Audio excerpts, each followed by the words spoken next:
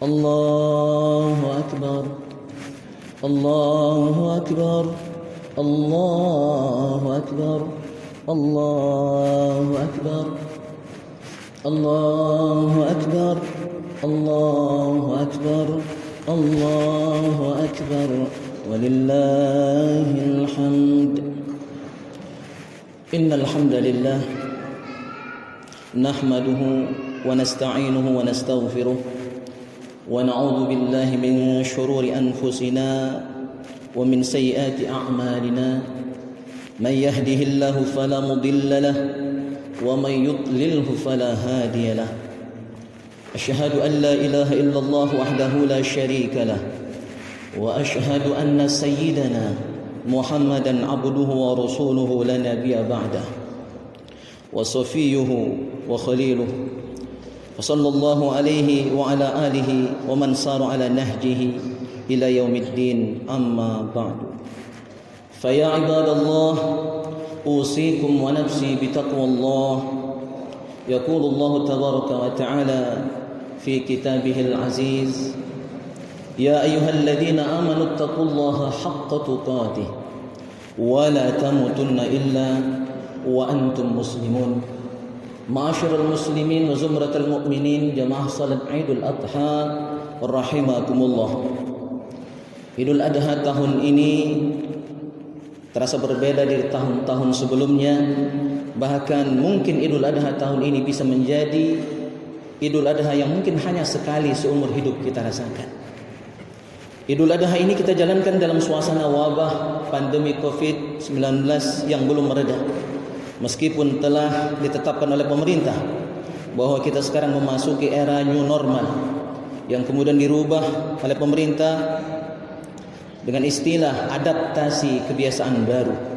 Ternyata mereka yang positif COVID-19 terus naik dengan angka kematian yang juga terus meningkat. Bahkan korban dari tenaga medis Indonesia termasuk terbanyak di dunia. Kita harus selalu ingat sabda Rasulullah, pesan Rasulullah sallallahu alaihi wasallam dalam menghadapi wabah, itu dengan bertahan di rumah atau stay at home. Rasulullah sallallahu alaihi wasallam bersabda, "Falaisa min rajul yaqa'ut ta'un fayamkuthu fi baitihi sabiran muhtasiban ya'lamu annahu la yusibuhu illa ma kataballahu lahu illa ma kana lahu mithlu ajri syahid." Siapapun yang menghadapi wabah lalu dia bersabar dengan tinggal di dalam rumahnya seraya bersabar dan ikhlas, sedangkan dia mengetahui tidak ada yang akan menimpanya kecuali yang sudah ditetapkan, yang sudah ditakdirkan oleh Allah Subhanahu wa taala. Maka orang yang punya keyakinan demikian, insyaallah kalaupun dia meninggal, maka dia tergolong orang yang meninggal dalam keadaan syahid yang dijamin surganya Allah Subhanahu wa taala. Allahu akbar, Allahu akbar, Allahu akbar, walillahil hamd. Ma'asyiral hadirin rahimakumullah. Peringatan Idul Adha juga disebut Idul Kurban, yang tidak bisa terlepas dari peristiwa pengorbanan keluarga Nabi Allah Ibrahim alaihissalam dalam rangka menjalankan perintah Allah Subhanahu wa taala, yaitu perintah kepada Nabi Allah Ibrahim untuk menyembelih putra pertamanya yang sudah dinanti sangat lama. Dan di saat putranya sedang dinanti-nanti, yang sangat dinanti kehadirannya, datang perintah Allah Subhanahu wa taala untuk menyembelih putra terkasihnya tadi. Yang hal ini dikisahkan dalam Al-Qur'an. Falamma balagha ma'ahu as-sa'ya qala ya bunayya inni ara fil manam anni adbahuka fanzur madza tara. Maka tatkala anak itu sampai pada umur sanggup berusaha bersama-sama Ibrahim, Ibrahim berkata, "Hai anakku, sesungguhnya aku melihat dalam mimpi bahwa aku menyembelihmu, maka pikirkanlah bagaimana pendapatmu." Dalam tafsir Al-Quranul Karim, Nabi Ismail saat itu berusia 7 tahun. Dalam kitab Ar-Rahiqul Makhtum karya Syekh Abdurrahman Al-Mubarakfuri disebutkan 15 tahun usia Nabi Ismail pada saat itu. Pertama kali sejak lahir beliau diantarkan ke Mekah yang saat itu belum ada satu orang pun. Dan kali kedua berjumpa dengan putranya dan istrinya tercinta Siti Hajar adalah ketika perintah ini datang. Masya Allah, luar biasa ujian Nabi Allah Ibrahim. 2 kali ketemu putranya, perintahnya sungguh dahsyat yang mungkin kita belum tentu sanggup untuk melaksanakan perintah Allah Subhanahu wa taala ini. Bagaimana dengan jawaban Nabi Ismail alaihi salam? Jamaah yang mulia, beliau menjawab, qala ya abati fa'al ma tu'mar satajiduni insyaallah minas sabirin. Silakan laksanakan wahai ayahanda, insyaallah mudah-mudahan aku termasuk ke dalam golongan orang-orang yang sabar. Ma'asyiral hadirin rahimakumullah. Ringkas saja karena dalam suasana Covid ini khutbah tidak perlu panjang-panjang. Pelajaran hikmah yang bisa kita ambil dari kisah keluarga Nabiullah Ibrahim alaihissalam yang dikenal dengan bapak tauhid, bapaknya para nabi, karena dari zuriyah beliau banyak keturunannya yang menjadi nabi-nabi Allah, dan yang paling mulia di antaranya adalah Nabi Muhammad sallallahu alaihi wasallam. Pelajaran yang pertama, jamaah yang mulia, mengenali risalah Allah dan menjalankannya dalam kehidupan sehari-hari. Nabi Ibrahim alaihissalam mengenal Allah, ma'rifatullah dan risalah-risalahnya untuk umat manusia. Kedalaman pemahaman Nabi Allah Ibrahim alaihissalam digambarkan dalam ucapannya, inni wajjahtu wajhiya lilladzi fataras samawati wal arda hanifa wama ana minal musyrikin. Yang tadi ayatnya kita baca dalam salat Id. Sesungguhnya aku menghadapkan diriku kepada Tuhan yang menciptakan langit dan bumi dengan cenderung kepada agama yang benar, agama yang lurus, agama Allah, agama Islam, dan aku bukanlah termasuk orang-orang yang musyrik yang menyekutukan Allah dengan sesuatu apapun. Allahu Akbar, Allahu Akbar, Allahu Akbar, walillahil hamd. Jamaah yang mulia, betapa banyak kaum muslimin yang asing terhadap risalah Allah Subhanahu wa taala, yaitu ajaran Islam. Ada yang beranggapan Islam adalah kejawen, sehingga mereka masih memberikan persembahan kepada makhluk seperti kuburan, batu, lautan, pohon dan lain sebagainya. Ada yang beranggapan Islam adalah aliran kepercayaan, sehingga hanya cukup ingat saja dengan Tuhan, bahkan berdalil dengan ayat Al-Quran. Aqimis salata li dzikri. Ayat ini disalahpahami ini oleh aliran yang sesat dalam Islam. Ada yang beranggapan Islam itu ajaran yang liberal, sehingga mereka menganggap budaya modern yang rusak adalah solusi kehidupan mereka. Ada yang punya mental Islamofobia, sehingga benci dengan ajaran Islam yang dia sebenarnya adalah seorang muslim itu sendiri. Pemahaman ini harus diluruskan sesuai dengan yang diajarkan para nabi dan rasul, di antaranya Nabi Ibrahim alaihissalam dan keluarganya, termasuk Nabi Muhammad sallallahu alaihi wasallam. Jamaah yang mulia, mari kita mengikuti Nabiullah Ibrahim alaihissalam dengan memahami risalah Allah Subhanahu wa taala, kemudian mengamalkan dalam kehidupan sehari-hari, sehingga langkah dan kehidupan kita tertuntun menuju jalan yang benar, yang lurus, yang diridhoi oleh Allah Subhanahu wa taala. Pelajaran kedua, jamaah yang mulia, Nabi Allah Ibrahim alaihissalam menyampaikan risalah Allah Subhanahu wa taala kepada penguasa saat itu, yaitu Raja Namrud. Allah Subhanahu wa taala menggambarkan dalam firman-Nya, alam tara ilal ladzi hajja Ibrahim fi rabbih an ataahu Allahul mulk idz qala Ibrahim rabbiyal ladzi yuhyi wa yumit.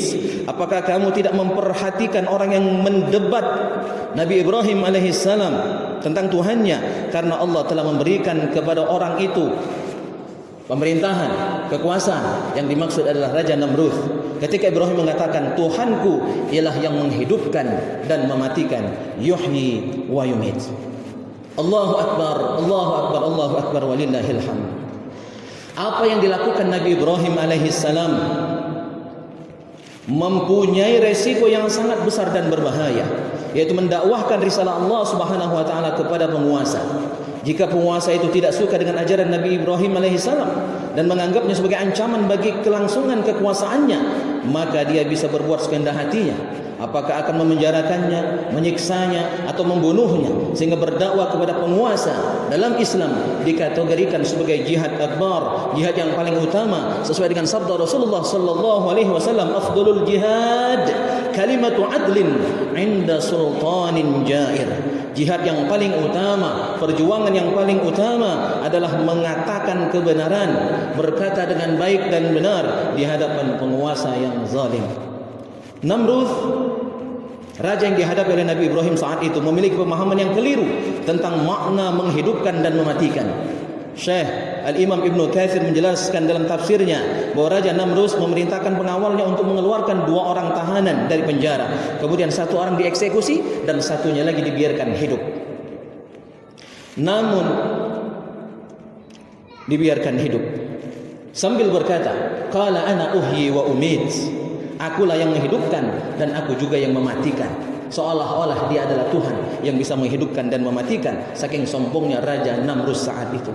Allahu Akbar, Allahu Akbar, Allahu Akbar, walillahil hamd. Ma'asyiral muslimin jamaah salat Idul Adha rahimakumullah.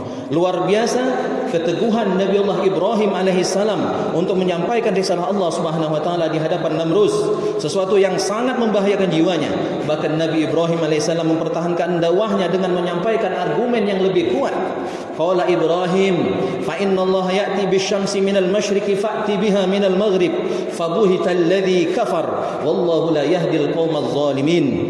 Ibrahim berkata, sungguhnya Allah Subhanahu wa taala menerbitkan matahari dari timur, maka kalau bisa wahai Namrus, terbitkan matahari dari sebelah barat. Kalau memang betul engkau raja yang punya kekuasaan yang besar. Lalu terdiamlah orang kafir itu dan Allah tidak memberi petunjuk kepada orang-orang yang zalim. Jamaah yang mulia, betapa banyak kaum muslimin hanya berdiam diri berhadapan dengan umat yang jauh dari risalah Allah Subhanahu wa taala, sementara berseliweran di sekeliling kita fitnah dan cacian terhadap Islam dan kaum muslimin. Apakah fitnah dan cacian itu diucapkan langsung lewat mulut mereka atau melalui media lain seperti tulisan, media elektronik atau medsos?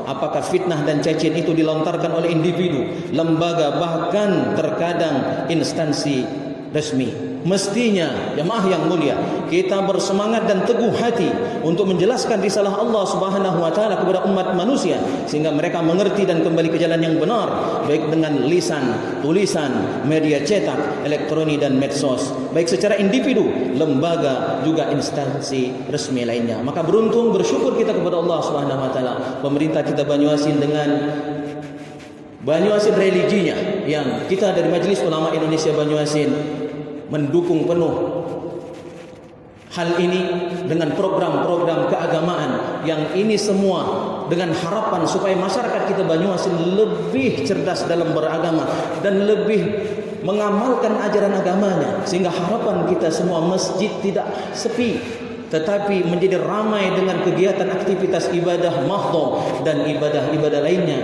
dengan majlis taklim, rumah tahfiz dan lain sebagainya. Maka mari kita doakan para pemimpin kita, semoga diberikan hidayah, bimbingan, maunah dan ridha oleh Allah Subhanahu wa taala sehingga bisa memimpin kita dengan siddiq, amanah, tabligh dan fatanah. Masyarul muslimin rahimakumullah. Allahu akbar, Allahu akbar, Allahu akbar, walillahil hamd.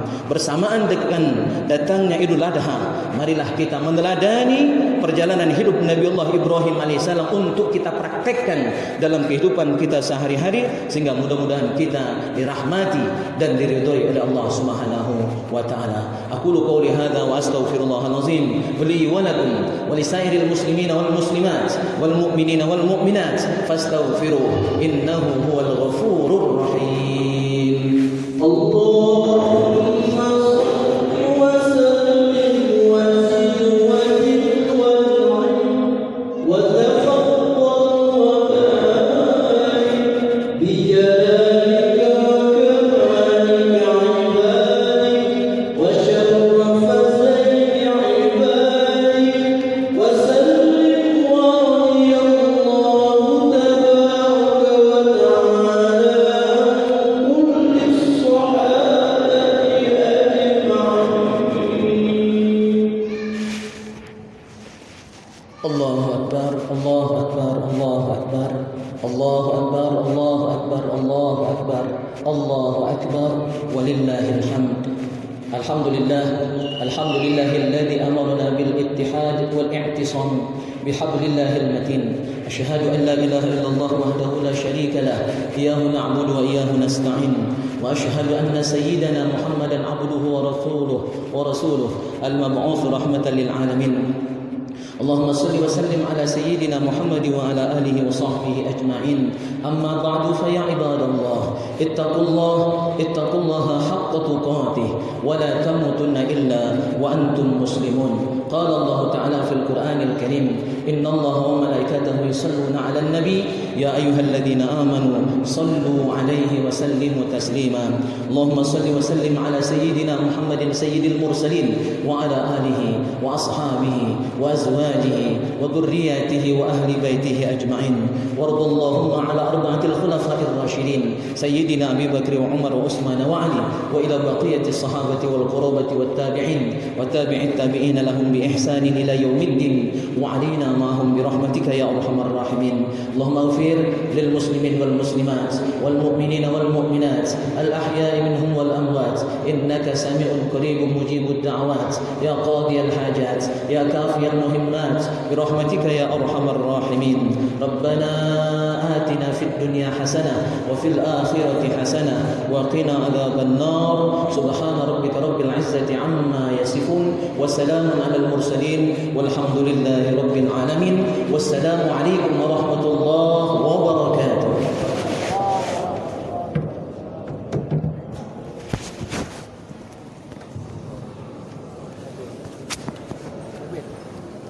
صلاة